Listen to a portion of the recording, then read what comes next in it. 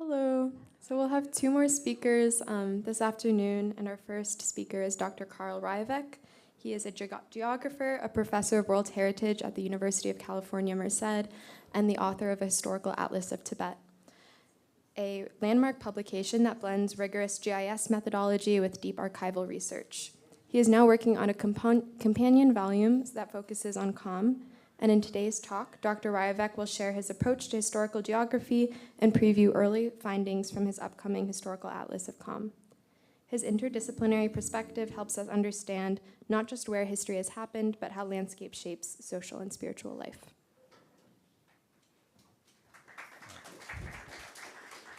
Well, thank you, everyone, for coming today. And I want to thank Studio Nyandak for this opportunity to return to Dharamsala.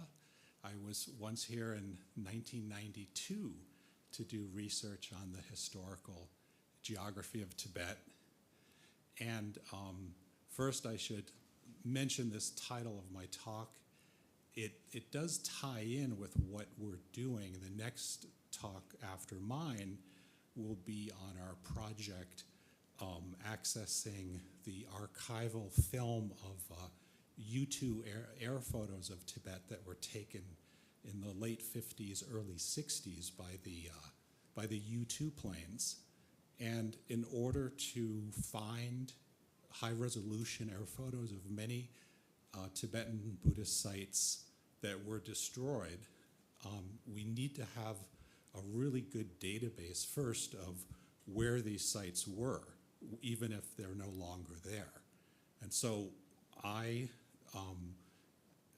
worked on this Kham database over the last 3 years, and hopefully the same will be done for Amdo, Utsang, and Nari over the next few years too. And so that's why the title of my talk, it does sort of relate to what we're doing, but I would also add that what I'm doing is, as Yumso mentioned, when I made my general historical atlas of Tibet, I didn't have time to cover Kham in detail. Basically, with the work that we did since the 1990s, we had pretty good data for Amdo, Utsang, and Nari, and maybe part of Kham. But Kham was sort of always the black hole in terms of a lot of the data. And so I knew I would never be able to finish my historical atlas of Tibet if I tried to take the time to really cover Kham in detail. And so that's why I'm going back now and sort of, and I want to do this historical atlas of Kham. So basically, it's interesting to look at what are the historical Tibetan spatial conceptions of Kham, because in geography we define different types of regions, and my favorite is the perceptual region, or sometimes called the folk region. So like Amdo, Kham, or in America we talk about the Midwest or the South. These are perceptual regions. They don't exist, right? I mean, like Omni Machen as a mountain exists. The Drichu as a river exists, but Kham only exists in our mind. It's a perceptual region, right?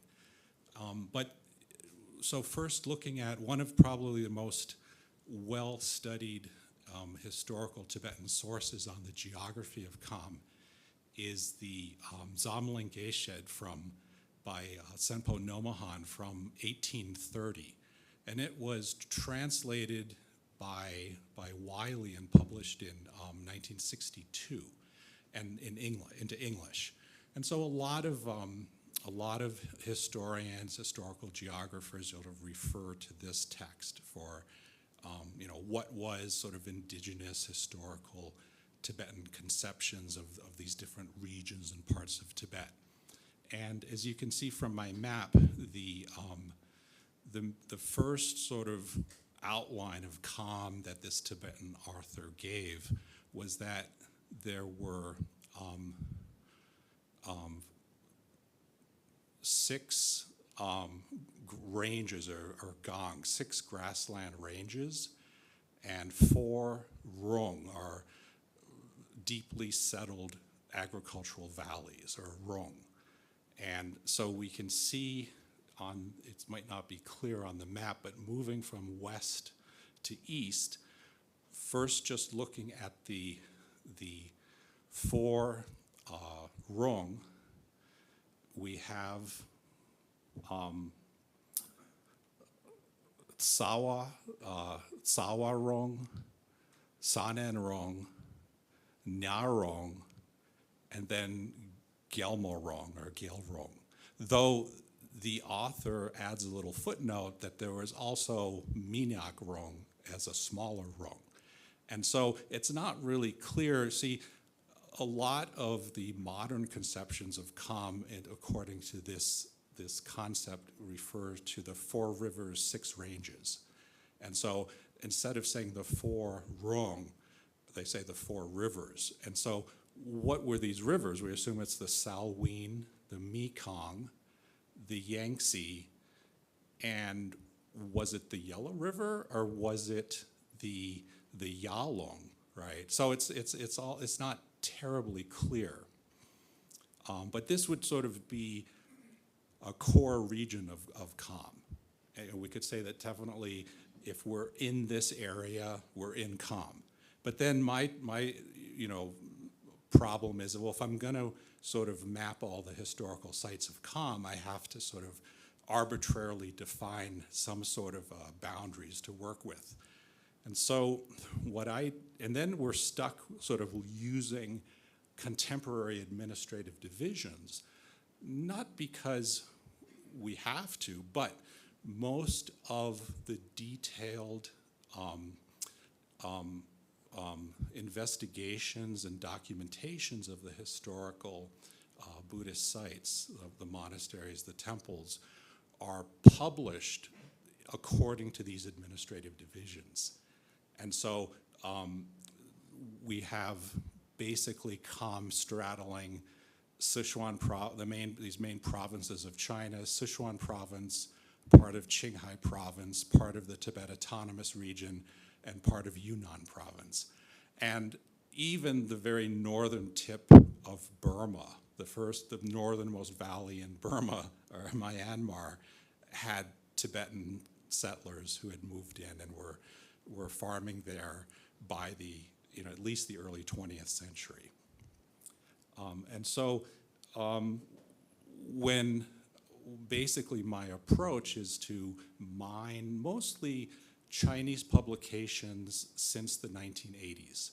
So in the reform period, the Chinese have done a lot of documentation. Also Tibetan scholars working. So we say Chinese scholars, these could be Tibetans, these could be Han, these could be Hui, but there's a lot of rich surveys documenting these sites. And so if I just quickly show a point of the known documented Tibetan Buddhist sites from Uzang through Kham to Amdo, we can sort of see there's definitely a sort of clustering in Kham.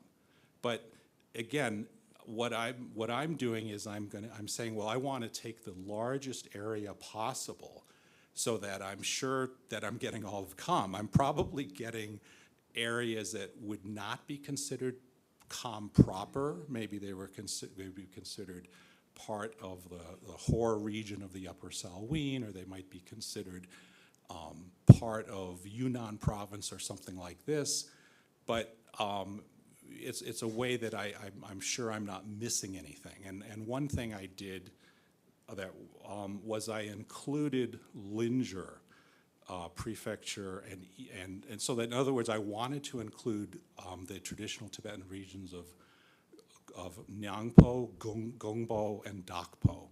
Not that I consider necessarily Gongpo and Dakpo to have been part of Kham, but in order to better understand Kham, if I include these regions just east of Uzang proper, or Uzang of the Four Horns, that is what we would consider the more ancient central Tibetan region, Gungbo and Dakpo don't really fit either in Uzang proper and necessarily in Kham, but I'm just going to include them anyway. And so what I found is moving around is that I had, starting in the north with Qinghai province, well, Yushu prefecture was fairly clear. There's about maybe 6 or 7 counties, and that was considered generally part of Kham. Also in Sichuan, Ganze prefecture, generally considered to be part of Kham. And then in the south, Muli County in Sichuan, also considered Kham. Deqing or Geltong in Yunnan, and then also the Chamdo region, Linzhi region. But then I noticed that there are these areas farther up the Salween that would sort of be considered part of Kham. And so I added these counties in, like Biru, Lari, Nakchu, Baqian, and so forth. I just added those to so I got an area sort of like this, right? And mainly what interests me is how can we sort of better define Kham in this way? Now, if we look at the size of the number of monks by about 1950, roughly 1950, what I did is I spent about 3 years carefully taking the data we had already, with other scholars, had entered into digital format since the 1990s. But then, like I mentioned, Kham really had all these black holes, these areas where we just didn't really have any good data. And so what I did is I found that starting in, especially the TAR part of Kham, the Chinese have published a county gazetteer, or a xianzhi, for basically every county. So far, there was just a few counties that still hadn't published their gazetteer, but for the most part, all the counties had published their gazetteer. And these would list, maybe they would only have 5 pages on Buddhist sites out of a 1,000-page gazetteer, but still, it was really, really valuable because it allowed me to locate then on Google Earth. Basically, I spent 3 years mining all the data, the published data I could find, and then I would simultaneously slowly look on Google Earth and just slowly move around and find all the sites. And what I did is, if in some cases the Chinese data sources would give pretty good data on the number of monks as of, say as of 1950, or sometimes, like for example in Ganze prefecture, it was interesting, several of the county gazetteers gave incredibly accurate numbers of monks, numbers of tulku, right, as of 1957. Right? And then I noticed that some Tibetan scholars had published accounts that in those counties in 1957, the Chinese army sent trucks just to take all the monks away to labor camps from those monasteries. So you have this sort of interesting case where there was incredibly detailed numbers of monks and tulku that the Chinese were compiling in 1957, 1958, 1959. And then this data maybe it just sat, in those county archives and no one thought about it. And then in the 1990s, in the early 2000s, a new generation of county workers, they have to publish their county gazetteer, and they're saying, oh, hey, great, here's the number of monks there were, in 1957, and maybe they didn't even realize why that data had been compiled, right? But in some cases, some counties, in the more remoter, like the TAR part of Kham, for example, wouldn't have that data on the number of monks, say, as of 1950 or 57 or 59. And so what I would do is on the Google Earth imagery, and then as we'll talk about in the next talk after mine, using the, not the U2 imagery, because that's stuff we're still digging into right now, but the Corona satellite imagery. There was a satellite that started operating about 1965 and on and it's possible to sort of make out the ruins of a monastery. And so I would estimate roughly what, it's pretty easy to look at the ruins of a monastery and in satellite imagery and sort of estimate there were probably about 50 monks or 50 to 100 monks of this one. Okay, this one clearly had 500, 700. I mean, you can get these sort of rough estimates. And so that's what I did in making this map, sort of showing the actual size. And what fascinates me is this was, let's say, so Kham had, something like, 150,000, 200,000 monks and nuns, roughly by 1950. This was the non-agricultural population, which in other cultures we would call that the urban population. But it's fascinating, with Tibet, it's seen as having never had any urban tradition. You had this non-agricultural population of the monks and nuns and other workers, right? Well, then I'm wondering, isn't that really the urban population? I mean, Tibet had its own urban tradition. It's just that maybe scholars, they're following a Chinese tradition or a Western tradition, and they say, well, no, Tibet was completely rural, right? But it just happened to have these centers with large non-agricultural populations, but by definition that would be urban, right? So if we look at the density of the monks and nuns, that is, I'm mapping out just the rough densities, and I could make sort of a rough sort of model. I'll talk about it in a minute. I'm borrowing from a well-known scholar's macro-regional systems model of agrarian China. But if we look at Kham as a economic macro region, right, we could say we could identify a periphery through a core zoning into sort of an innermost core, and each of these areas that are more core-like sort of correspond to the different regions of sub-regions of Kham that are well known, like Ganza, Derge, Chamdo, and so forth and so forth. And important, of course, through Kham, I mapped in detail the long-distance trade routes, the Sichuan Tibet route, the Gansu Amdo to Lhasa Tibet route, and the Yunnan branch as well. And this sort of helps a lot in sort of understanding. There was certainly a lot of trade moving through. We know a lot of, tea was moving through and so forth, but also, other products as well. So here, for comparison, is G.W. Skinner's well-known macro-regional systems model of agrarian China. And basically, even though this is a map published in 1990, it's basically showing what were the main economic regions of China during the 19th century.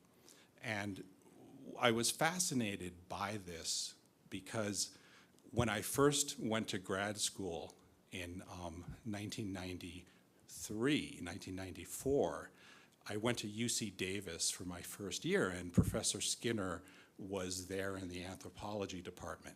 And it was just sort of by chance and by luck that I talked to him, and then he decided he was interested in what I was doing for Kham and Amdo. And so he allowed me for 2 quarters of directed research to sort of start learning from him his regional systems method. And what I'm not critical, of course, Skinner just sort of ended the known world with where Han China ended, he wasn't concerned. But that's typical with China, someone who's like only focused on China. They're not interested in what they would call Inner Asia or Central Asia, right? They just, ignore it, And so I was fascinated by how, but wait a minute, if we look at Amdo and Kham, we see sort of macro-regional economies too. Generally, what he defines as the Upper Yangtze and the Yungui or the Yunnan Guizhou macro regions, they roughly do follow the rough outlines of Kham. I mean, northwest China is more problematic because most of the core parts of Amdo that we think of, like Kumbum to Rungwo, to Labrang and so forth, are in northwest China. And I think here Skinner was really, his model's very inaccurate. I actually think now, based on my research, that Amdo was a macro region, and that the northwest China macro region was centered on Xi'an, the old ancient capital of Chang'an, and that in the Wei River Valley of Shanxi, yes, there was a northwest China macro region, but I think the way that Skinner extended it to sort of take a lot of Amdo, I think he was in error, and I think he really just didn't know what he was doing in that area as much. He was trying to follow where the Han settlement was by the 19th century, but I think economically, the numbers of monks and nuns in the monasteries of Amdo probably could have outnumbered the urban residents in Xining and a few of the other very few urban settlements that were part of northwest China. So basically, after 3 years of building my database, I found I had 1,654 monasteries in Kham, or Eastern Tibet, because some people might say, oh, I'm covering more than what was just Kham. But remember, Kham, we only imagine, Kham's just perceived to exist. It's just an imaginary region, right? So in my study region, there were 1,654 monasteries by 1950, with, interestingly, 81 what I would call monastic cities. The really larger monasteries with, let's say, around 500 monks and up to, say, the largest places like Chamdo, Riwoche, had several thousand monks, but there are 81 of these monastic cities, and then 593 sites with around 100 to 500 monks, 762 relatively small monasteries with 20 to 99, and then the smallest category of 1 to 19 is probably fairly inaccurate, because these really smaller sites like a Lakang, or sometimes you would find like there's an important Chorten that had a small little sort of structure next to it that looks like someone's living in, maybe not. Obviously I couldn't really tell from the satellite imagery.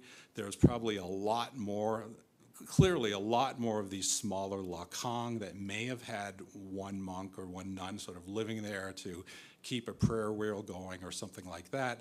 But it's hard to really, so I don't really worry so much about these really small sites, right? I'm mainly looking at, but by comparison, if we look at, there are 81 of these monastic cities in Kham. Here is Gray Tuttle's map, Gray Tuttle of Columbia, who's an expert on Amdo, and he counted, let's see, a smaller number, about half that, of really large monastic centers in Amdo, about 40 or so. So you can see that, Kham, was probably, of the four main Tibetan macro regions of Amdo, Kham, Utsang, and Nari, Kham was probably, I think we know Kham was probably the largest, had the largest number of monks and monasteries. But a lot of it's also historical. I'm mainly interested in, the Qing period, the 19th century into the early 20th century. I mean, I think we would say if we could go back in time, 700, 800 years, then I think Nari had a lot more larger monasteries, but over time, I think, Nari has declined. But because of the wetter conditions, the richer grasslands in Kham, that probably just allowed for a lot more resources, a lot more butter, a lot more larger numbers of monasteries that could be supported. Now, in looking at the sectarian affiliation, this is as of 1950. Of course, we see interesting patterns where, say, the Bunbo were stronger, the Gelugpa were stronger, the Kagyupa, and I'm not, of course, with the Kagyu monasteries, we could subset it to, say, just the Karma Kagyupa or the Drukpa Kagyupa, but the sources, for some counties, you don't get that. They'll just say, the Chinese sources will just say this was a Kagyupa monastery. But for some of parts of Kham, the data sources are better, and especially for Nangchen, for Yushu, because the Qinghai surveys were so rich. It's possible in Yushu to narrow it down and just map the Karma Kagyupa, the Drukpa Kagyupa, the Barumpas, but you can't do that. I can't so far do that for the other parts of Kham. And of course, a lot of the Gelugpa monasteries are based in older Sakyapa monasteries. For the most part, if a Gelugpa monastery I found in Kham was in a really good location, like where two valleys came together and there was a trade route coming through, it almost invariably had been earlier a Sakyapa monastery, and it just got converted to a Gelugpa establishment. So there's a very interesting patterns that I don't have time to go into now. But just looking at some historical photographs of some of the larger monasteries of Kham, like in Jegu, the great Sakyapa monastery, or Payul in the Derge area, or maybe a smaller regional site like Mengong in the Tsawa Rung region.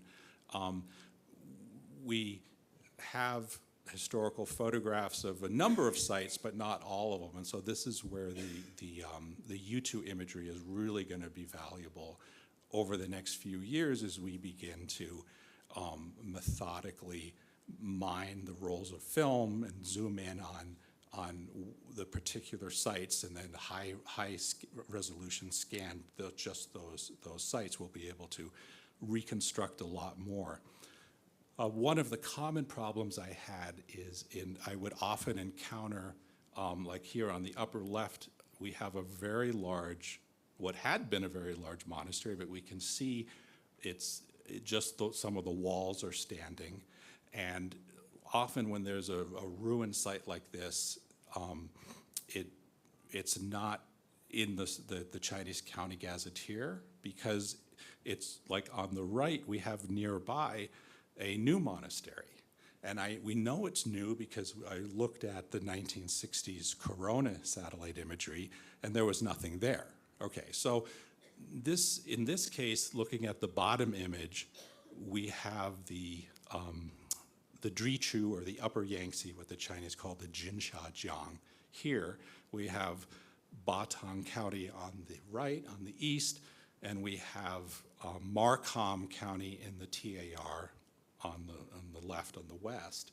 And this large ruined monastery is in the TAR, and the newly built monastery is on the other side, whereas in Ganzhou Prefecture of Sichuan Province, where actually there's, in recent years, a huge dam was constructed.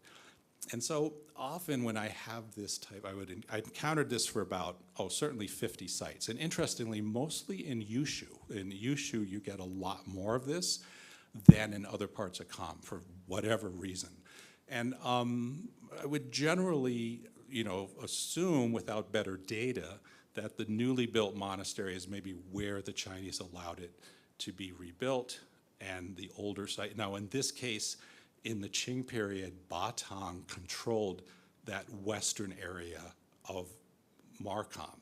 And so it's possible that by the late 1970s, they want to rebuild the monastery, and they're saying, well, it had been part of Batang, so they have to build it on the Sichuan side of the river and not the TAR side. That's possible. Then again, it could be a completely new monastery, but generally the Chinese didn't allow for new monasteries. They only allowed for a monastery that had previously existed to be rebuilt. I only counted about 10, literally 10 instances of new construction, new monasteries, and most of them are the well-known gar, or the big encampments, like La Rongar, though actually La Rongar did have an earlier site, but some of these other huge gar sites did not. So what I started to do is use some regional systems methodology for them, for basically looking at the monastic systems as if we had a historical system, urban system of towns and cities. That is, were the larger monasteries sort of like a city? Were the smaller monasteries sort of like towns? Was there some type of central place theory at work, that, for example, we know that the larger monasteries offered more services. They could have the colleges. Smaller monasteries didn't have the colleges or the drotsang, right? So that also the larger monasteries might have had more tulku, or supported more incarnation lines and so forth.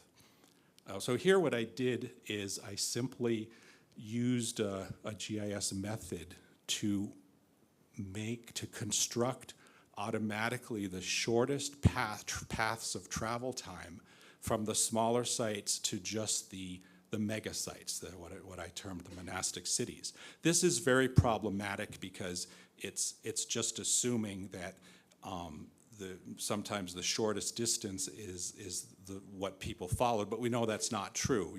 Obviously, people might have gone a little bit longer around. So in example, this case, notice that it's not terribly clear, but I'm looking at Chamdo as one of the main examples.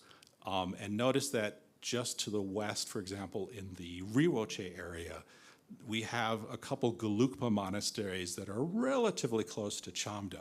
So I would think, it could be that those were probably branches of Chamdo Jampa Ling, if they were Gelugpa, right? They probably were not branches of Riwoche, which was a Kagyupa center, right? So maybe, sort of a human kind of has to go in and sort of edit the model.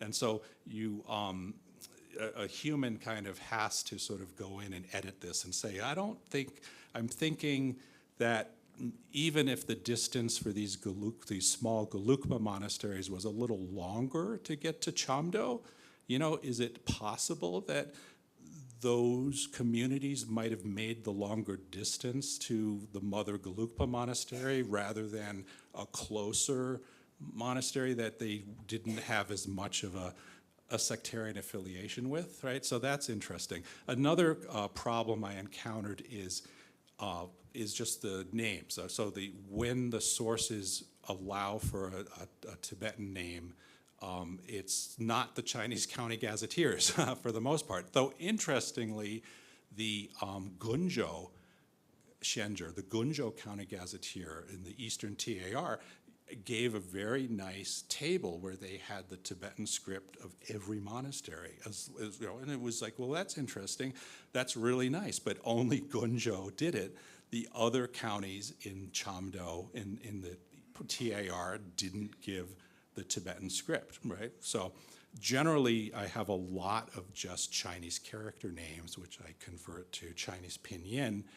But again, I'm not really that concerned about the names because I'm interested in this sort of historical regional systems model.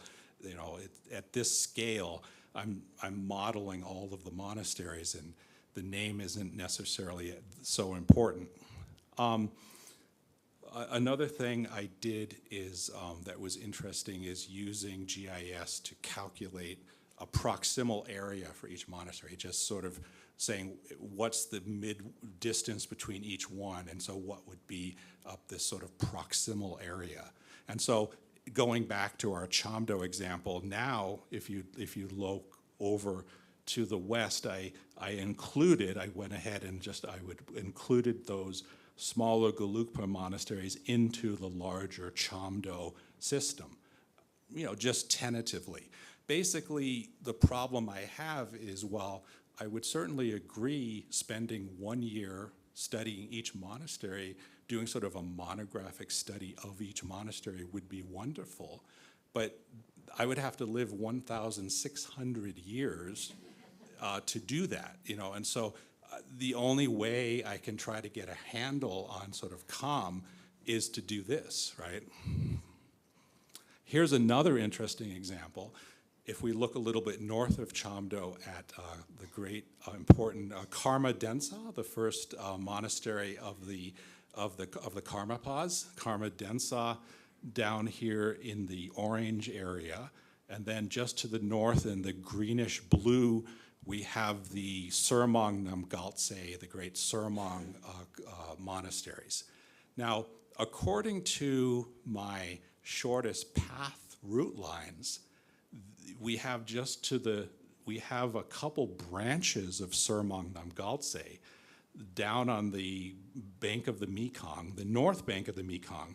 But you see how the GIS model says, well, they're closer to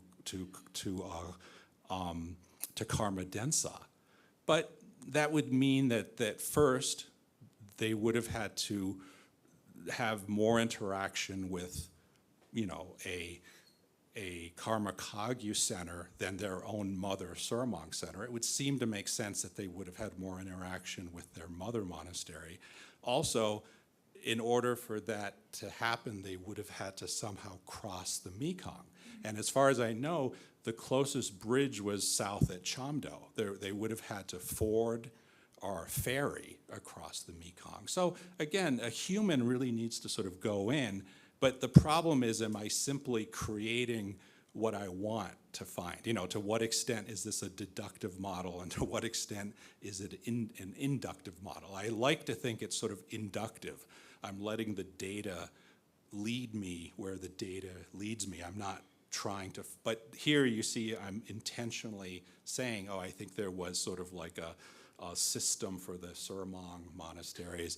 I think there might have been sort of this sub-regional system for Karma Densa, and how accurate is it? You know, we need better data. One way, I'm about out of time, but what I'll end with is I think that the areas of the Tibetic languages and dialects will help a lot. One of the leading experts on the Tibetic languages is the French linguist Nicolas Ternadre. And he just published an open access book which has a real nice appendix with a couple maps that a cartographer made for him. And so you can really zoom in and look at these areas that had, in this case, we have looking at Nyarong in Kham on the left, the Great Valley of Nyarong, and then, which is now Shinlong County in Chinese. Notice that if we look at the example of the Washul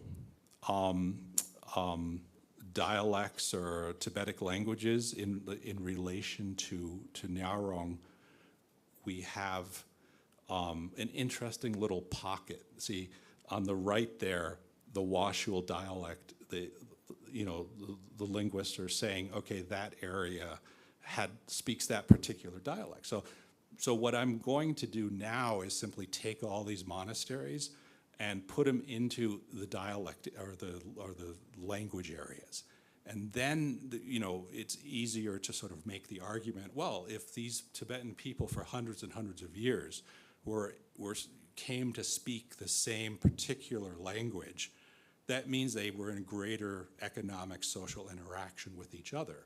And so what I'm going to do is simply put all of the monasteries of Kham into their particular language, dialect areas, and then to sort of look and see, okay, do these regional system urban models coincide or not? I mean, I think they'll coincide a little to some extent, but how much exactly, I really don't know. So I'm about out of time, is that right? And so I was going to go in and look at some of the old historical Tibetan maps of different parts of Kham from the Heinrich Harrer collection in Switzerland, but that's sort of like a separate talk. So I think this is a really good place then for me to end. So thank you.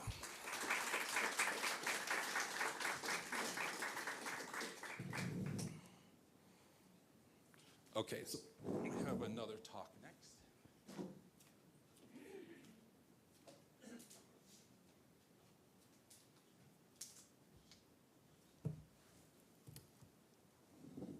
Thank you, Professor Carl. It's in our presentation.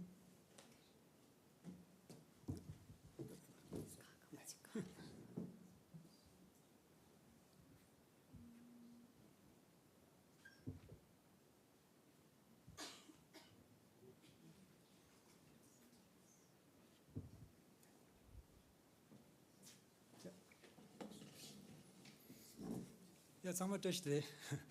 Good afternoon, everyone. So the last presentation for today. So tomorrow is earthquake engineering, earthquake resilience in Dharamsala. Today's last presentation is about Tibet from above, unveiling Tibetan monuments using U2 spy plane images.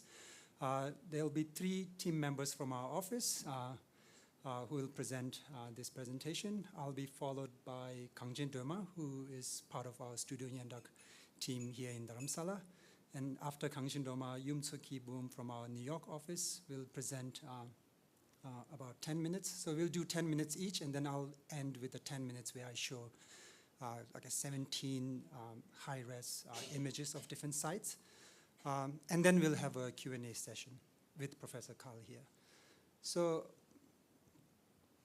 this research, we received a grant from Rubin Museum of Himalayan Arts last year that made this pilot, kind of like a pilot study program possible. For this project, the team member for this research project is Professor Carl Revik, and expert on U2, Lin Xu from US. So we were very grateful for Professor Carl and Lin Xu for their generosity in sharing their knowledge. The grant from Rubin Museum last year allowed us, with Professor Carl and our team from New York and Lin Xu, to go to Maryland, to the National Archive of Nara, to collect.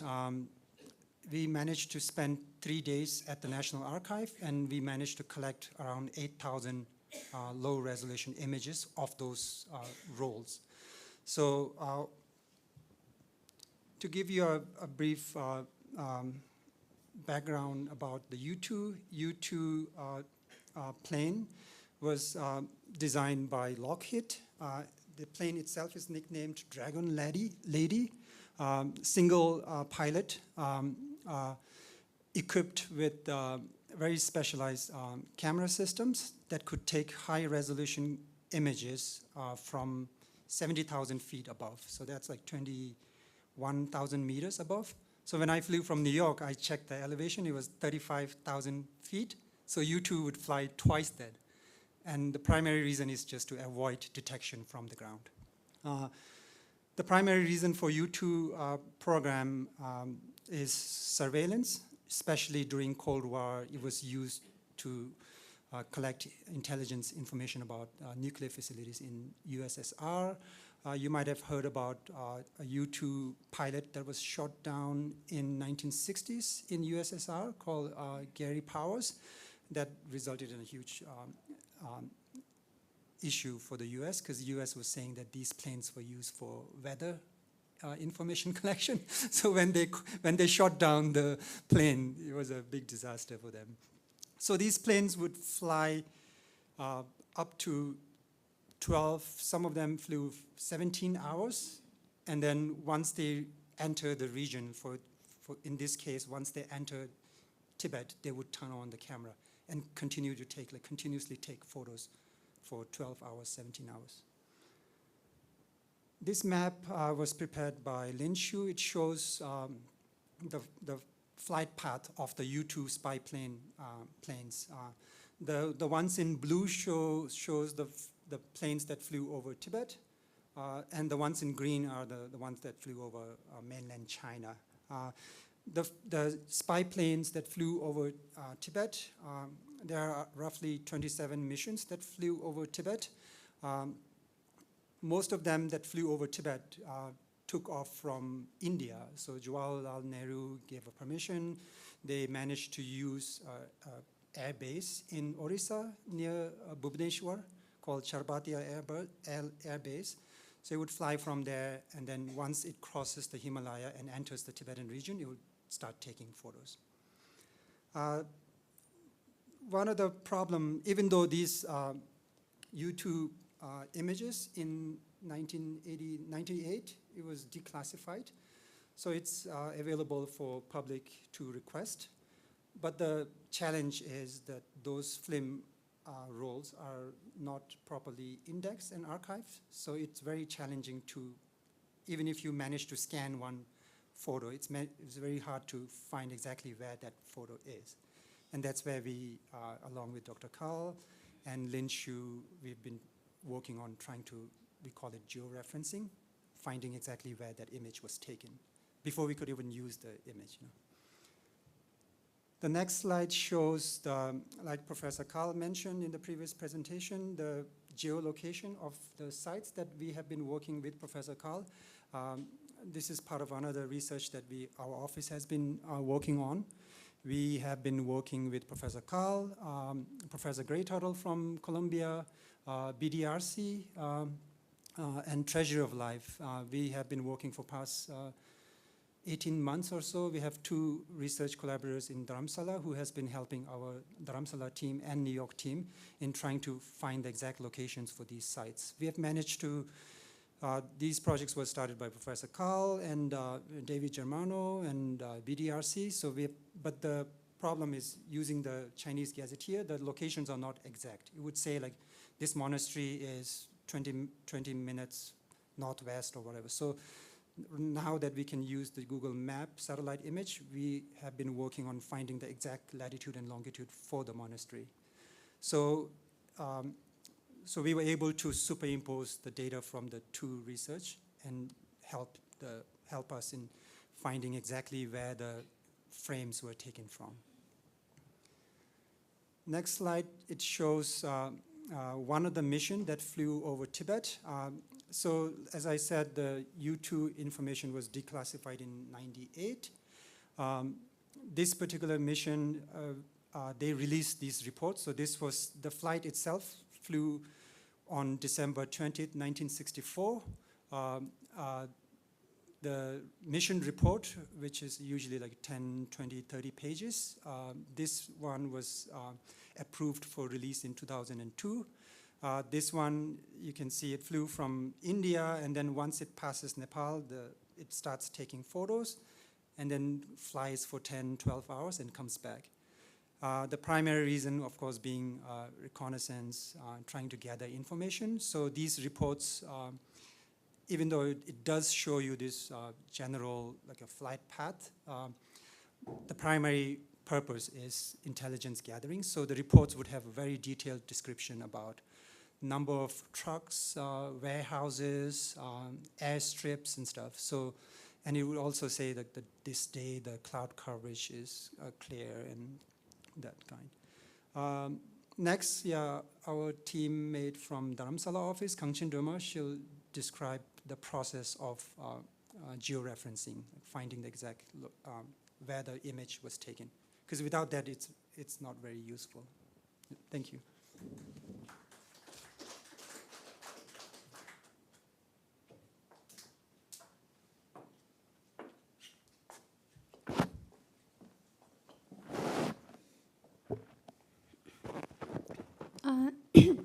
Hello everyone, my name is Kang Jin, and I worked at Studio Nyandak for the past 1.5 years. So one of the work that I do at the studio is georeferencing this YouTube images during the Cold War.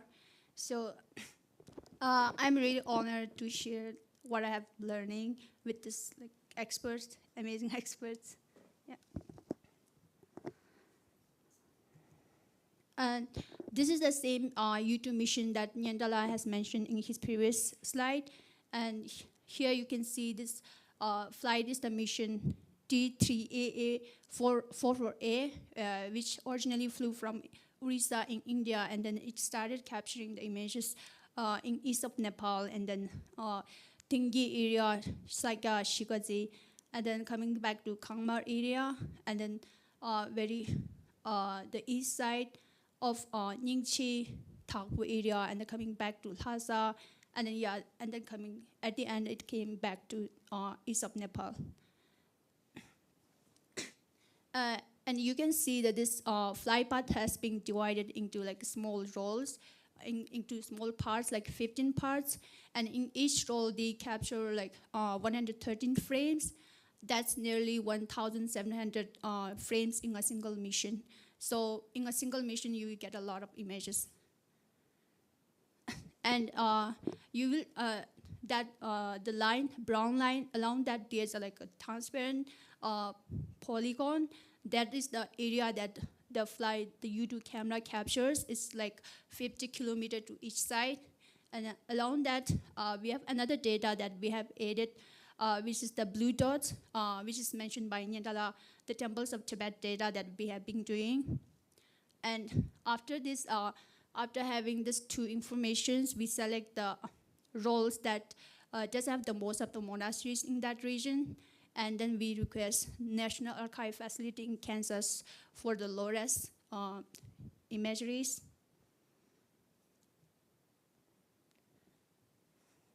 This is the image that shows the closer look of roll number 6 in Thakpo area, where we have started the whole U2 project. So this is the polygons the boundaries that I made is from the low-res. It's the geolocation of each frame. First, I boxed with the polygons, the boxes. Along with this, after this,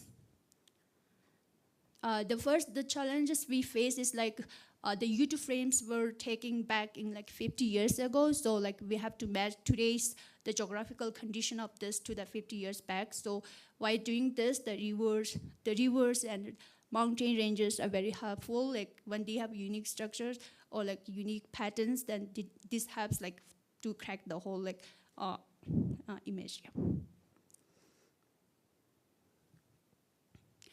This is the U2 frame that we got from National Archive facility in Kansas, where we georeference the actual images by using the square boxes that I made in the previous slide. And after having georeferencing all the low-res images, then we select the low-res images which does have which just covers the monastery, the important monastery sites, as you can see in the lighter blue.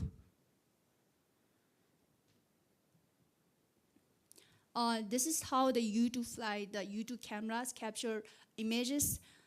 There's there's 2 cameras on the U2 plane, and they took different ways. First is the vertical shots, where the images are most useful and less distorted, and it doesn't have any angles. So these are the images that are most useful for our research. And the other the low obliques are also useful to locate the monasteries or like to find any other important like sites. And the third, you can see very extended. That is the very high oblique imageries, which really doesn't help to locate monasteries, but it does have like find mountain ranges or very important rivers like Mount Kailash. And as I said, the plane does have like 2 cameras. So the purpose is to capture the whole like the big valley, to have a like bigger picture of that valley or the monastery or the town. This is our team in the past, like March, Nyandak and Jordan and Yunso. They traveled from New York to Maryland in National Archive, along with Dr. Karavi and U2 expert Ling Shu, to capture this low-res. They have captured around, as Nyandak mentioned, 8,000 and then some high-res images. Next, we have Yunsola, who is going to talk about the digital reconstruction of Narthang Monastery by using a single high-res U2 image.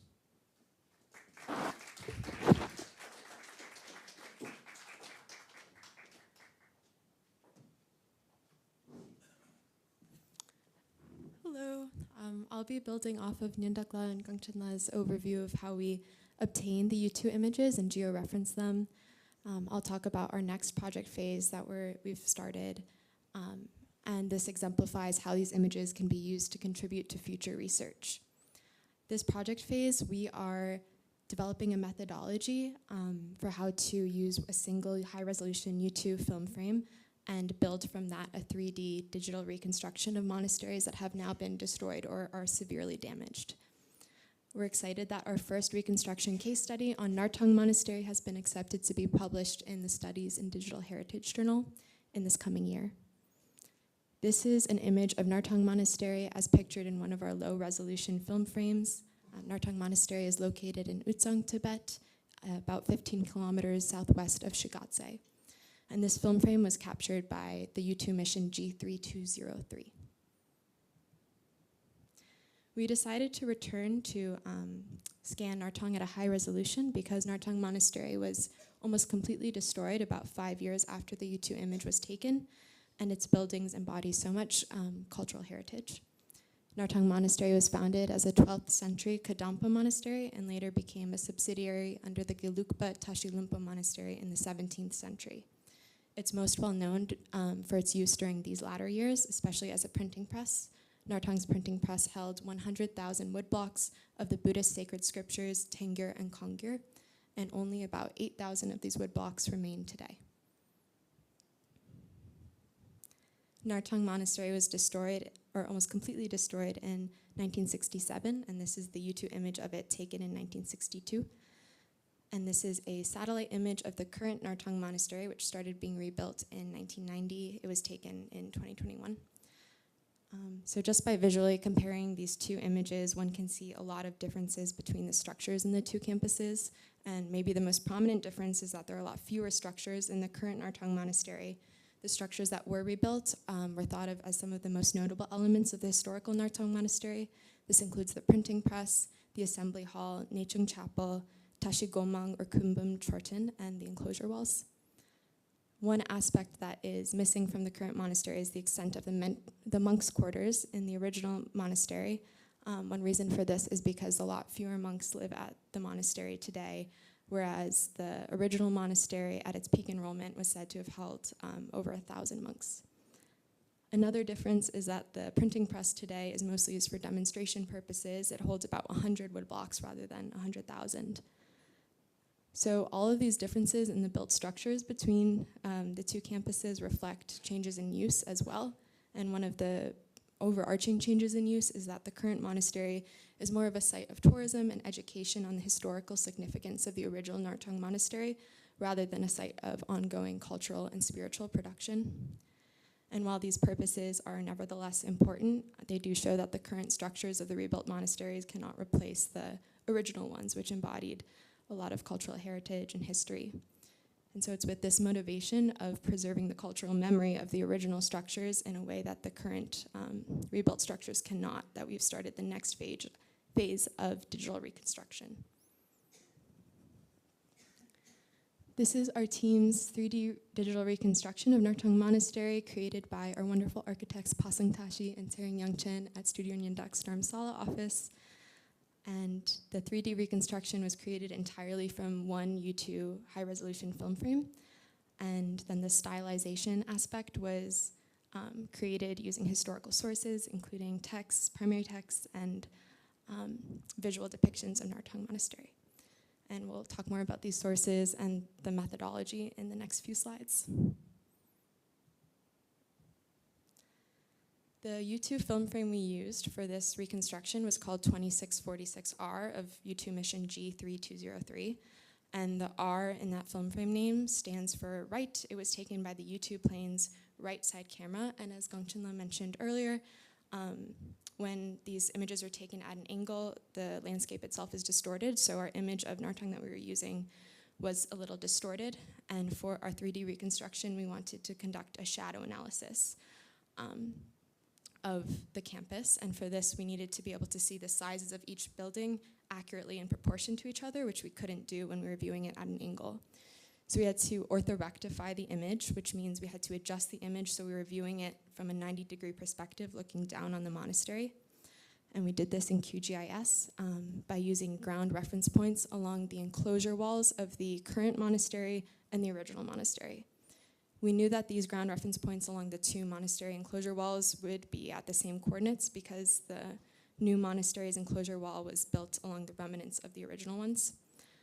And so then we aligned the enclosure walls and achieved this orthorectified image. So that's the U2 film frame overlaid on a base satellite map. On the left side, that's the original film frame, the high resolution film frame of Nartung Monastery. And then on the right, that's the orthorectified version.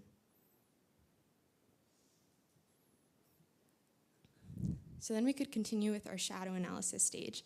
And the goal of this stage was to find a structure to shadow ratio that we could apply throughout the entire campus, and then with the goal of being able to build the building masses just from measuring the lengths of the shadows that they cast.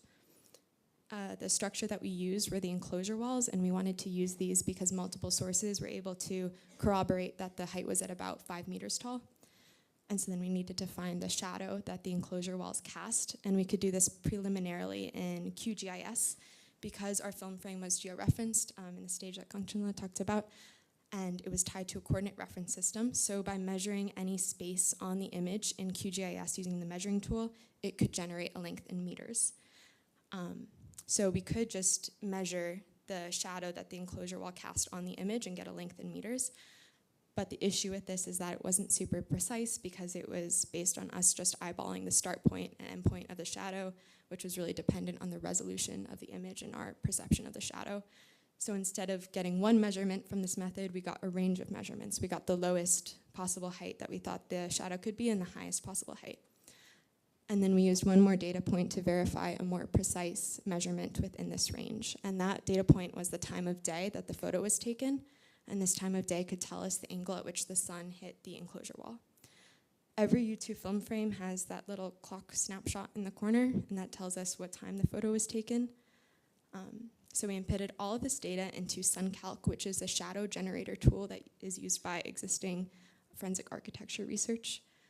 And we also input Nartung's coordinates and the day that the photo was taken, which is December 10th, 1962. And that generated this table, which says the shadow length of a 5 meter tall object at any given time on that day. So the red box that's highlighted on that table shows our range of lengths that we estimated using the QGIS measuring tool. And then we've circled 1430, which was the time of day that the photo was taken. And that shadow length associated with that time was 6.55 meters and fell within our estimated range. So that helped us feel more confident moving forward with using that shadow for the enclosure wall. And so our end ratio was 5 meters to 6.55 meters. So we applied that shadow to structure ratio throughout the campus and were able to build, our architects did this, we're able to build the 3D reconstructions of the structures. And then our next step was stylization of some key elements of the monastery. And this happens to coincide with a lot of the structures that were actually rebuilt in the current monastery. These are the Parkang Chenmo, which is the printing press, the Sumtong Ding, which is the assembly hall, and then Kumbum or Tashigomang Chorten, and the other Chorten in the Chorten yard, and then the enclosure wall as well. We chose these sites because there are many historical references about them and descriptions of their architecture and structures, more so than some of the other buildings on the campus. And so these were some of the sources that we referenced on the right side. That's the high-resolution U2 image. And in the image itself, there's a lot of architectural details that you can see. Like you can see the parapets of all the buildings, some windows. And then the image next to it is of Kumbum or Tashigomang Chorten. This was in Giuseppe Tucci's, Tibetologist Giuseppe Tucci's Trans-Himalaya, published in 1973. And we think that might be Giuseppe Tucci, the figure there on the left in front of the Kumbum Chorten. So this image, there's some architectural details of the Chorten as well as the height difference that you can reference between Tucci and the Chorten. And then to the right of that image is a floor plan of a Chorten that was included in Subai's records, archaeological and architectural records of Nartung Monastery. Subai was a Chinese archaeologist who visited Nartung Monastery in 1959, and his findings, his drawings, and his written descriptions were published in a Chinese archaeological survey of Tibetan cultural sites in 1996. And then below, that's a page from Jamyang Khyentse Wangpo's Guide to Central Tibet, written in the 19th century and published and translated by Matthew Eckester to an English translation, which we've referenced heavily. So thank you to Matthew Eckester for that, and also for some consultation during this research stage. And then below that, on the left side, there's a snippet from a Thangka painting, a larger Thangka painting that showed monasteries around central Tibet. This one is of Nartung Monastery, and it shows some of the landscape in the back, as well as like the surrounding village, and it's written Nartung on the enclosure wall. Then to the right of that is an image from the British Wise collection of maps. This one was published by Diana Lang and is thought to be Nartung Monastery. So these are some of the sources that we used for this stylization step. This is an example of how we used the Subai's primary source to model the interior of Parkang Chenmo, and we were especially excited about this reconstruction because the Parkang Chenmo is a really good example of how Nartung Monastery embodied a lot of the changes that Nartung went through. The inner sanctum and those wings on the left and right side at the top, those were part of the monastery's original central temple. And then the extension was added, which was a 108-pillared assembly hall as enrollment in the monastery increased. And then as that continued to increase, Sumtong Ding, which was the much larger assembly hall, was created. And this building was later converted to the Parkang, which was the printing press. And we referenced some other texts as well, like Situ Rinpoche. He visited Nartung Monastery and wrote out his path throughout the monastery, so we're able to map the different chapels according to our 3D reconstruction with the different floor heights. And then on the right, those are the pillars, the 108 pillars in the assembly hall in wood, and we referenced historical photos of Nartung Monastery, as well as Subai's floor plans. And this last slide is one more example of our stylization phase. This is Tashi Gomang Chorten. On the left, that's Subai's floor plans, and on the right, that's Giuseppe Tucci's photo. And throughout the stylization phase, we noticed that a lot of the information on Nartung Monastery was dispersed through sources of different languages and also levels of accessibility. So we hope that by creating a visual depiction, we're consolidating information across sources in a more readable and accessible format. And we are excited to continue doing so with the following high-resolution U2 scans that will be presented by Nyandak.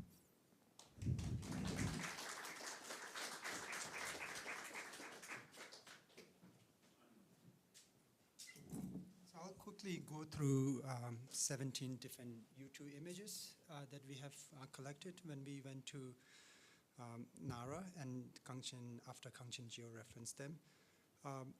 These slides, these images are open access, and you can download those from our website, nyandak.com. You can even download high resolution search and stuff. We have more images on our website than what I'm showing here. So the first one is Tashi Lumbo Monastery, 1962 U2. All these sites, I'll show two slides just to compare. The first one is just the U2 image, followed by the U2 image with the current satellite image. So here you can see the Tashi Lumbo Monastery in Shigatse, 1962 and 2024. Next is Gyanze. You can see the Gyanze Kumbum Chorten in the middle of the left. Next, we have the comparison of Gyanze, and you can see all the developments in around the Gyanze zone here. Next, we have Labrang Gomba from Amdo, very oblique angle, but you can see the complex very beautiful here. 1962 Labrang, and comparing between 1962 and 2025 Labrang Gomba. Next, we have a very important site, Toling Gomba. Roberto Vitali did a reconstruction of Toling. So 1962, and then you have the comparison here. again, a lot of developments around the complex and a lot of changes within the complex. Next, we have Shikatse city. I think John showed the Shikatse zone, or was it Ingun? Yeah. So you can see here the Shikatse zone, yeah. And you can see the changes that have taken place. Very dramatic. You have the high-res image of Lhasa. It's the one that Kangchen showed. Kangchen showed the left and the right, but this is just one part of that image.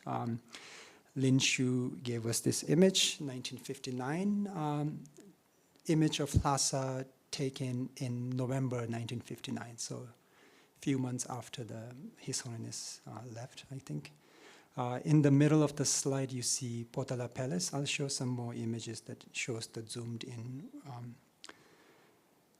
This is the comparison between the 59 and 2024. And you see all the developments around Pago. So I was in Lhasa 2 years ago, and I contacted John, and I said, do you want me to take photos of the changes that have taken place? And John said, no. And that's because so many of those historic buildings have been destroyed, and yeah. Potala Palace. The resolution, Professor Carl was mentioning the satellite images. So U2 is a spy plane image. After U2, we have satellite images, corona, hexagon, different images. What makes the U2 images special is the resolution. So we say it's 1 feet resolution. So you'll see like some of these slides, if you zoom in enough, you'll see like a person's shadow. So that's how special the U2 images are. Yeah, here you see Potala Palace, and here you see the Shirl village being completely destroyed, and then instead you have the big plaza in front of the Potala. The plaza, ironically, is to commemorate the peaceful liberation of Tibet, Jingdutang. You have Chogang here, and John Harrison with Andre Alexander and Tibet Heritage Fund did a lot of work documenting and preserving a lot of the structures. And here you see the changes that have taken place in Chogang and Pago area. Next you have Gyume and Meru Tazang in Lhasa, 1959, followed by the comparison. Next, we have a very important monastery that Ingun mentioned, Samye Monastery. This is at an angle, yeah, but once we rectify and you can compare the changes in Samye, yeah, 1963 and 2021.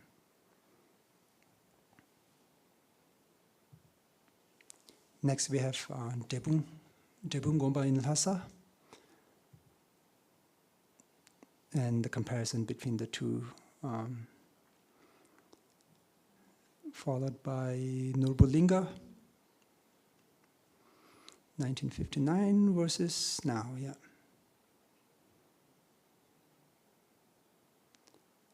Next we have Seragomba in Lhasa,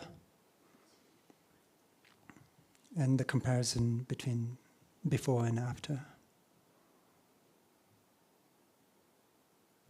After that, we have Ramuche Gomba in Lhasa.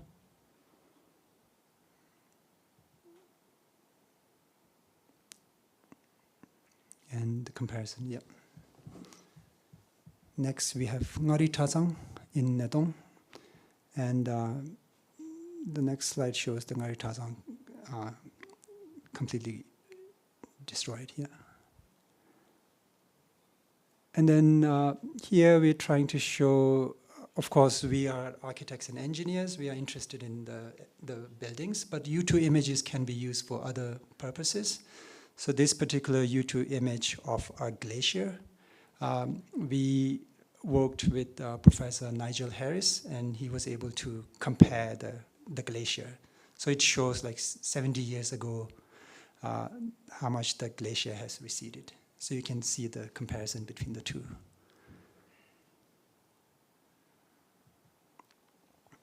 And the last slide we have is the one we took when we were in National Archive of Kham Rinpoche. Yeah, high resolution image of Kham Rinpoche from 1963.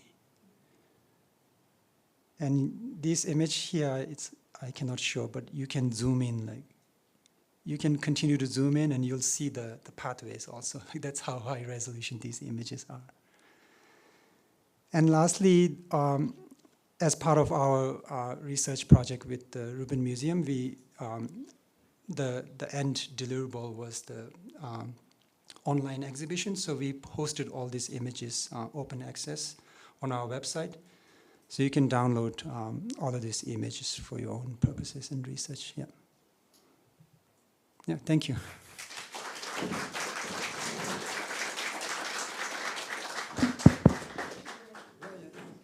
So we'll do a question and answer session. Professor Carl, can you come here?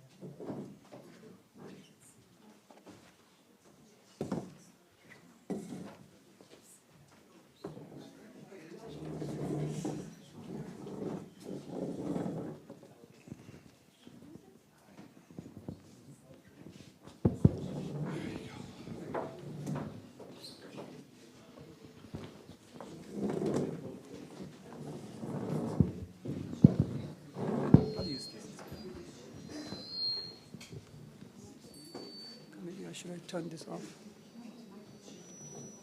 That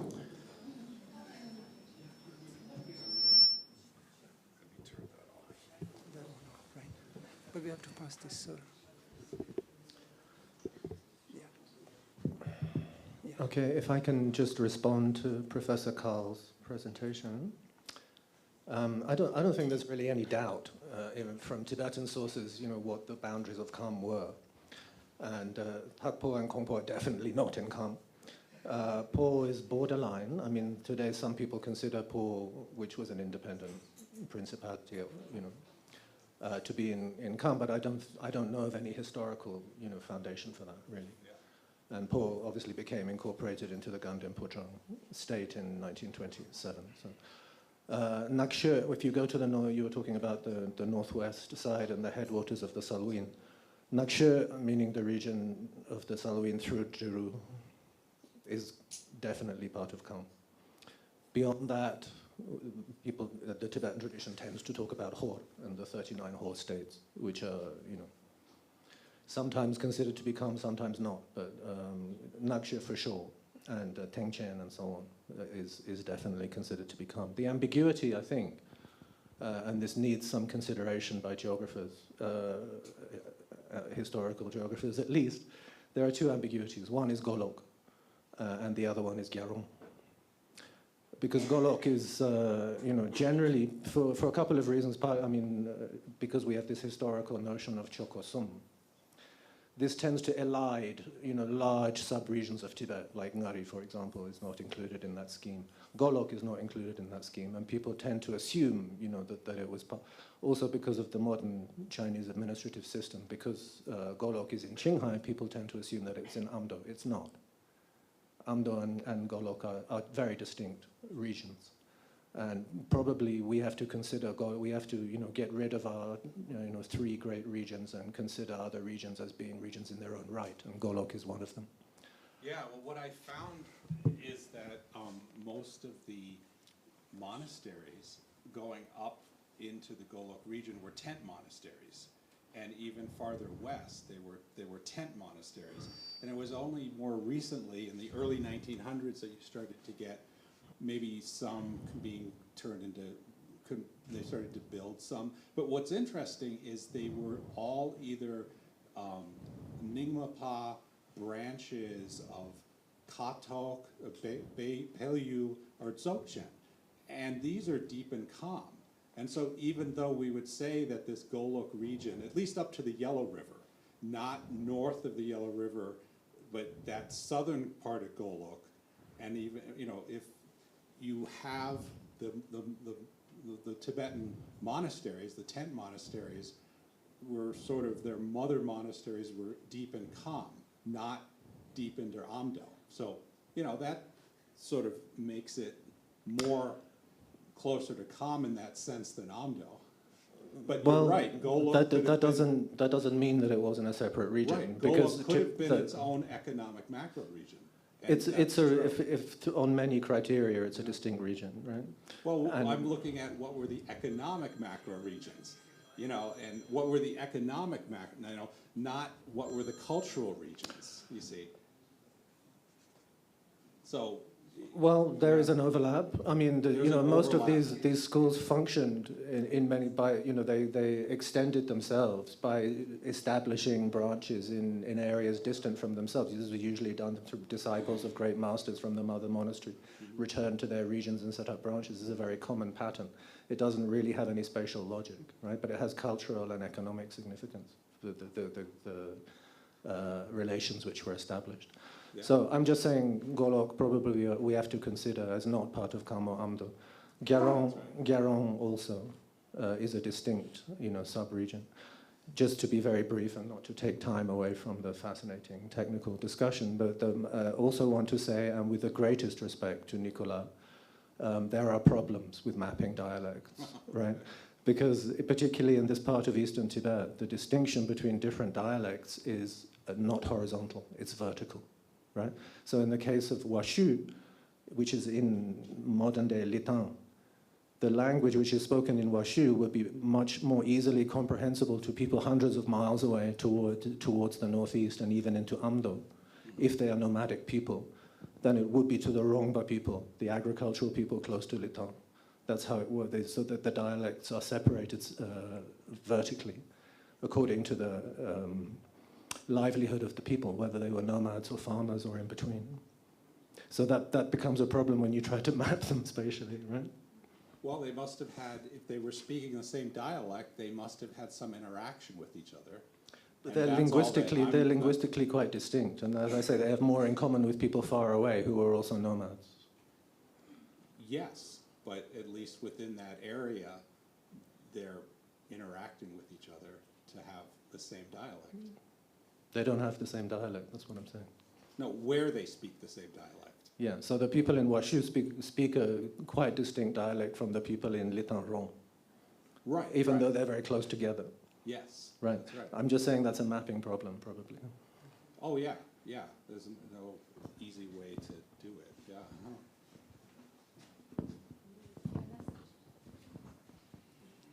Hello, my name is Dawa Lokitsang. I wanted to add to the discussion. I think it's interesting that you guys are talking about spatial mapping in contemporary context and the historical context, especially considering the debate around Gyalrong, Golok. I've actually done research with a fellow Tibetan who's actually from Amdo, back in the US, who looks at Chone, which is on the border of Amdo. And what's interesting about her is she's also making conversation, distinct linguistic kind of arguments about Chone language. But at the same time, they're also looking at Chone oral histories, where they connect right back to the Tibetan kings. So I also think it's interesting to kind of talk about the distinct identity of a place, but also intersections of historical connections, because those are also true. And I also think, I just came from Sara College, where I teach on Tibetan civilization, where I became really good friends with a Golok friend from Amdo, who's actually in exile and studies in Sara. And we also need to think about the new ways that Tibetans communicate their identity in the present. So the past historical context is important, but we also need to tie it right back to the present also. Thanks.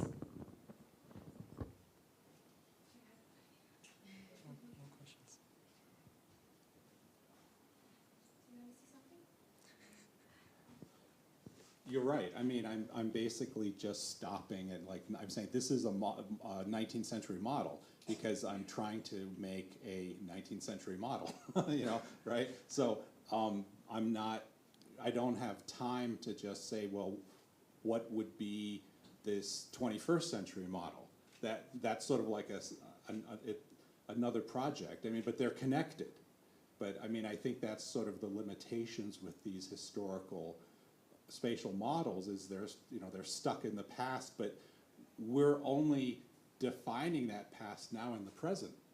And we're just imagining it now in the present. So you're right, there's a lot more that could be done. Yeah.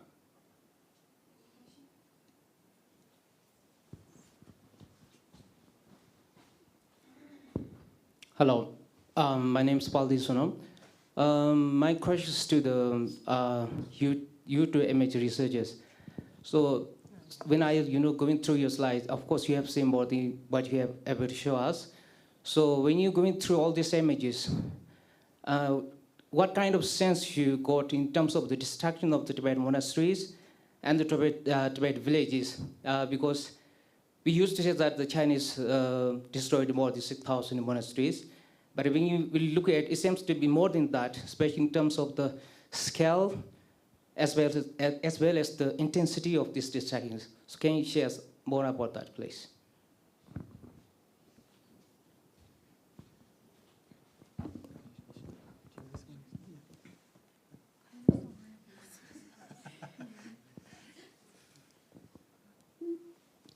Yeah, from our experience, yeah, Professor Carl does such a good job of like going through, for his own book, going through the map as if you're flying from the valley, you would follow the rivers and stuff, so you would see the changes that have taken place. And then if you compare the findings from the U2 to the present day satellite image, you would see all the changes, yeah. So from my personal experience, yes, a lot of the findings that we found from the U2, comparing U2 image from late 59s and early 60s to the other sources that talks about the destruction, it's very consistent. For instance, Ganden Monastery, we tried to, Professor,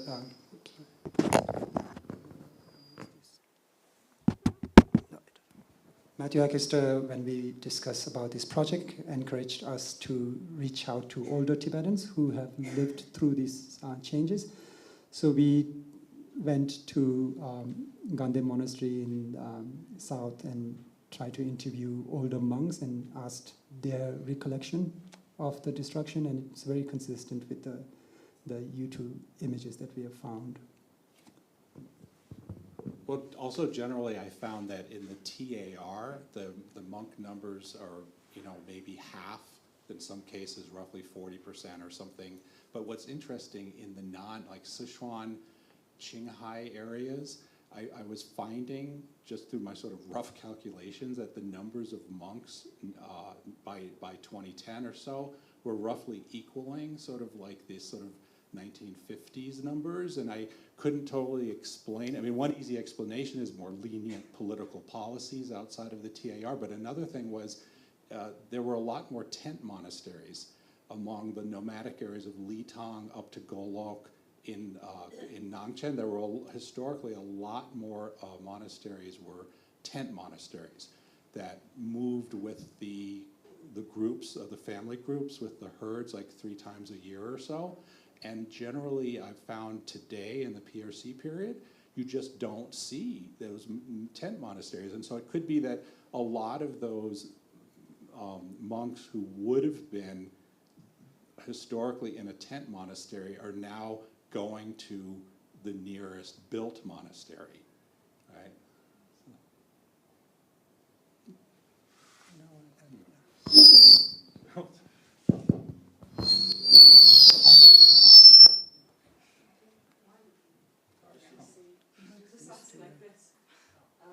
Hello, I'm Shiki.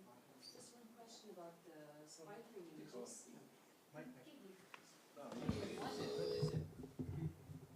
Yeah,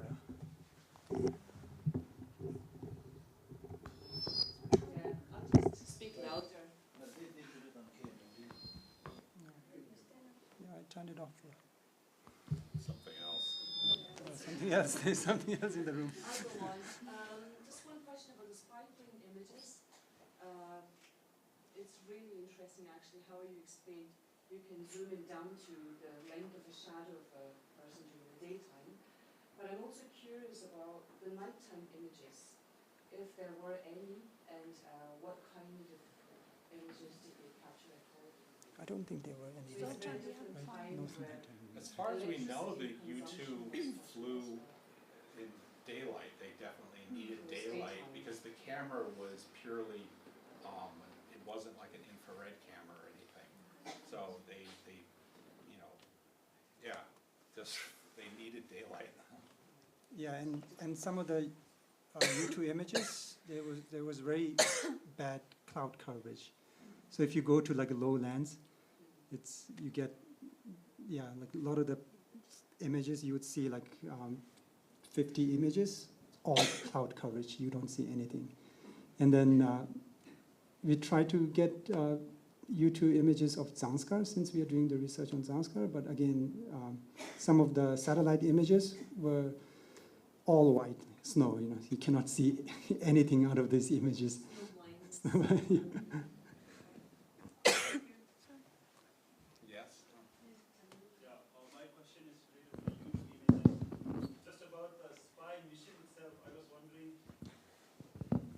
I was wondering, did you have any information about the flight routes that each mission took? So I'm sure there must have been some places which might have been covered multiple times, like on multiple.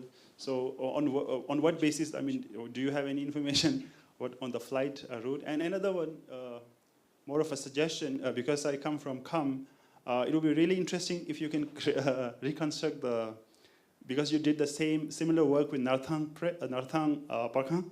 Dege Parkhang, fortunately, it remained intact till now. But the Dege King's Palace, I think that was completely destroyed.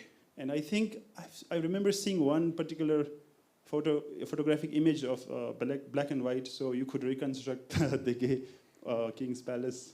I'll be first one to download that.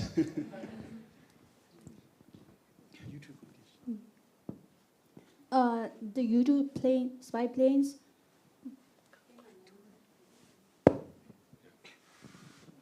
먼저 단다 U2 spy plane 디카라 georeference 체교저라 어디기 mission 가지세요. mission total 먼저 tuk주 하준 지그라더라 망자 단다 레교로 먼저 단다 통교 망자 단다 central Tibet area로 우장 촐라더라 and delay 같이 시가 암도쇼다 디카라 캄쇼라 같이 시요래 안디 간다 단다 먼저 캄쇼에 낭진 밸리스 딩아줘요 case study 쇼래 안디 간다 단다 먼저 디 믹세기 디시도 랑 먼저 U2 is high resolution 디 체데라 단다 so far we haven't got it, so we are still trying to search for it. Yeah, like Kangchen mentioned, we did work on Nangchen Palace. Yeah. And another thing that's interesting is the number of missions flown over Tibet equals the number of missions flown over the former Soviet Union. I would have thought that the Soviet Union was where most of the activity was. It's amazing. There's actually, there's like 20 missions or 20 missions over Tibet. There was only that much over the Soviet Union. It's mainly Han China that has like 100 missions. And while we all talk about Gary Powers, the American pilot who was shot down, the Republic of China and Taiwan lost 4 of their pilots over Han China because they were mapping more because they considered it a domestic mapping mission, right? And so of the 4 Taiwanese pilots shot down, I think at least one survived and was released eventually. And Lin Shu met him and talked to him. Yeah, yeah, I don't know if they did Nangor or Chigor. But Lin Shu, he has spent so much time studying U2, and he's, like I said, like the world expert on U2. He has a background in photography and computer engineering and stuff. So he is very passionate about U2 pilots. He goes and meets with them, meets their children, and all that stuff.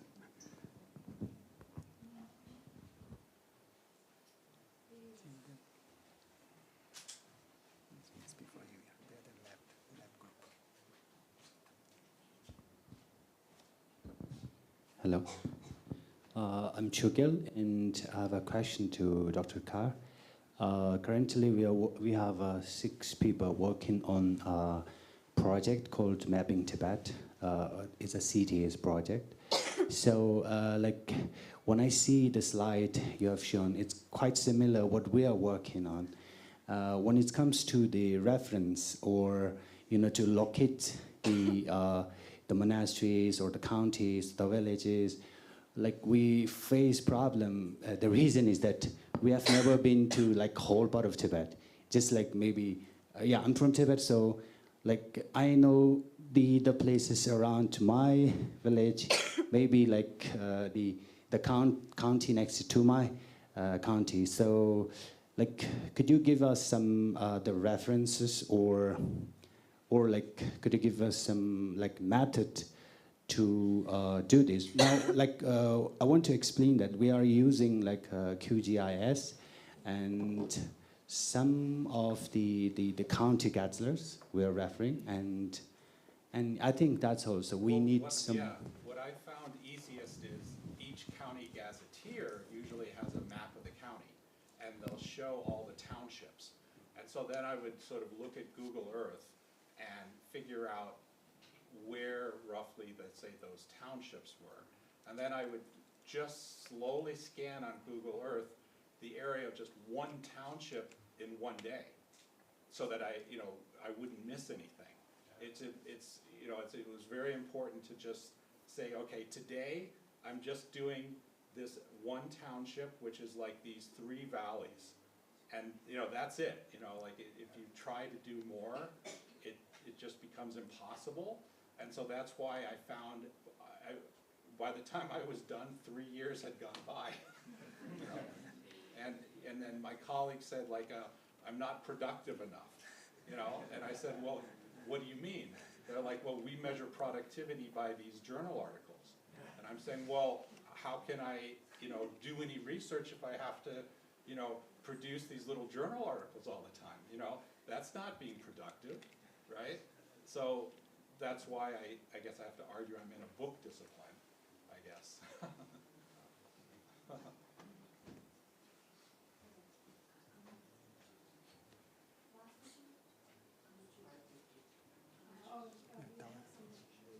there's new destruction happening right now of monasteries.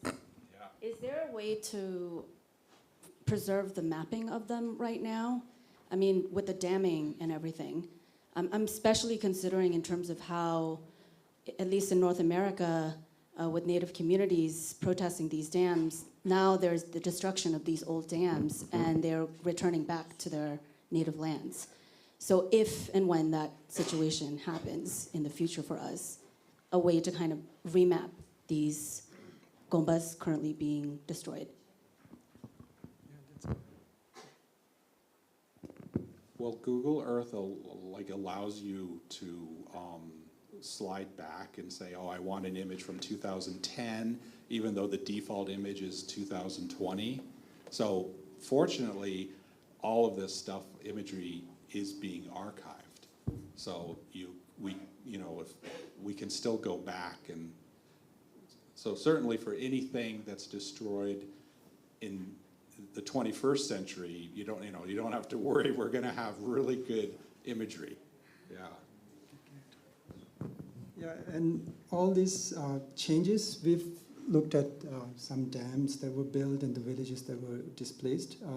So U2 spy plane image being the oldest, so that would be the oldest, 59, early 60s. And then you have these satellite images.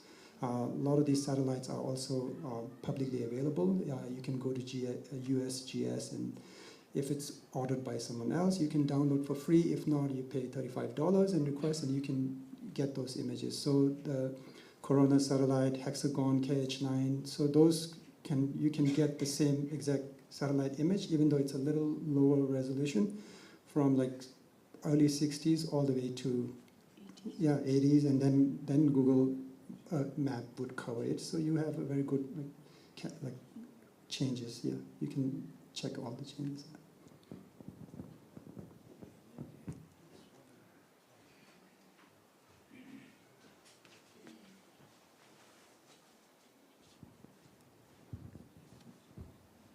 Hello. Tanda nyendala tiransu tanda di bonangi gomba decho dechi echik tikido. 어디 지도 점바 양 칼로그로 비체셔나 가족이 대화직라 공부 숨로요나 땅무스메 각보다 디 강들에 오테레 디 롱바 오테레가 에너지 점바 양디 칸데진 가지나 가서 내가 디 도도 지기래셔야 당아츠 디나라 공바다 대화다 아니 양직다 칼로그레 두르사다 리다 추다 지망 강톡톡로 지다 답시 치고다 있나요 디지도 점바양 에데게 갱아 테기다 가실라 대화 가실라 곰바섬 시도 요아이나 따땡아 전 론용메나 양면나 사체디게 미직 투고다 에데 점바양 디 단디 곰바랑 레라에 체트 지칼로리 칸데도 답시 치고요 딘데기 가슬라 에데 치기요 라이트 두정나 가슬 레가라 펜토세 땡큐 really can't 내가 지게 지구시냥 가서 지대 logic stress라 가서 레고 레지 당불 내가 지대 디진 가서 the researcher collaborator here 아주 다 바산스리인다 다른 사람이 아니 강이 다라래 참상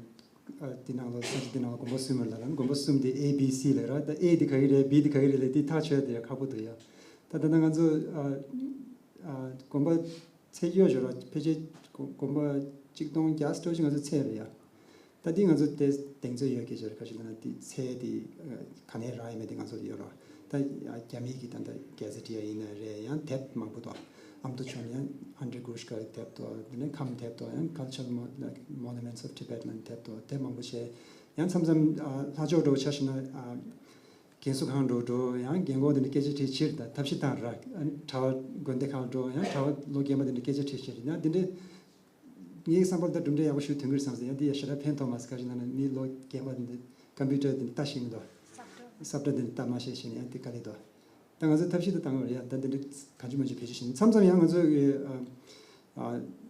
냠시 중에들의 지게 받은데 별 두도 야 건조기 양은 저 다른 건조 콜라보레이터들이 여러 딘디 균이 양은 저 라이도 어디 캐나저 이 컴퍼티 노샤스 디디디 레슬니 야 디제 양은 저 파란자 주 섭지게 하시네요 삼삼 양 뭐가 이 토널 메교들의 얘기도 야 디제 건조 토널 겨 야 삼삼 먼저 구글 서버 이미지 나타니 공부하기 속다다 샤사 가와차데 리체 차데 야 사제 공부도는 그 손다디기 하고다 근데도 제 양아서 인포메이션을 내는데 치고나 제니야 니마지 그냥 되세요 는 건지 레고 패다 근데 제일 손 셔주